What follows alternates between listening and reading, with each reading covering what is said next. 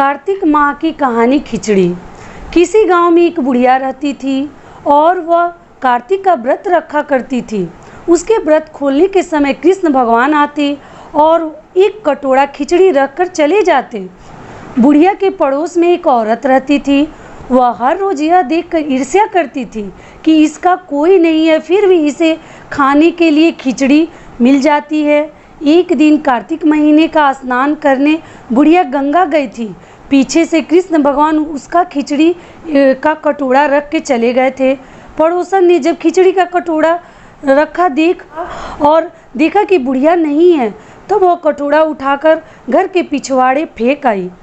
कार्तिक स्नान के बाद बुढ़िया घर आई तो उसे खिचड़ी का कटोरा नहीं मिला और वह भूखी रह गई।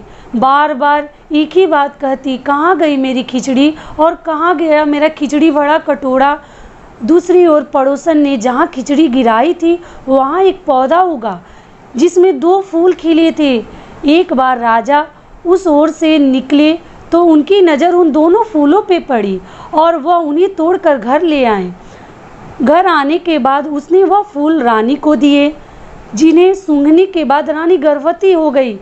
कुछ समय बाद रानी ने 2 पुत्रों को जन्म दिया। वह दोनों पुत्र जब बड़े हो गए तब वह किसी से भी बोलते नहीं थे, लेकिन जब वह दोनों शिकार पर जाते तब रास्ते में उन्हें वही बुढ़िया मिलती जो अभी भी यही कहती कि कहाँ गई मेरी खिचड़ी और कहाँ गया मेरा कटोरा। बुढ़िया की बात सुनकर वह दोनों कहते कि हम हैं तेरी खिचड़ी, हम हैं तेरा खिचड़ी भरा कटोरा।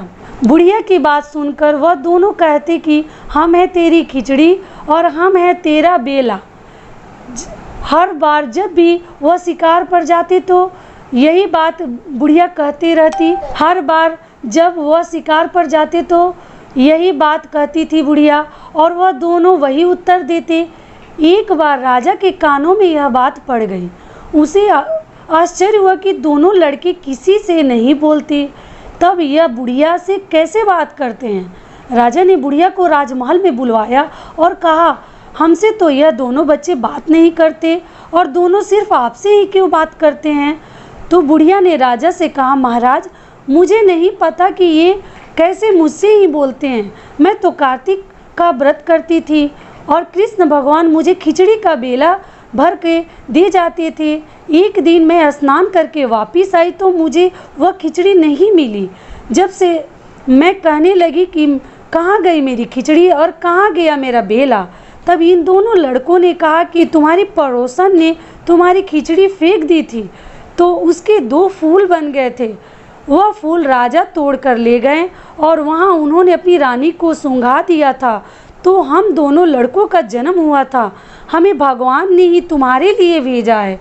सारी बात सुनकर राजा ने बुढ़िया को महल में ही रहने को कहा। हे कार्तिक महाराज, जैसे आपने बुढ़िया की बात सुनी वैसे ही आप सबका व्रत करने वालों की सुनना और सभी की मनोकामना पूर्ण करना।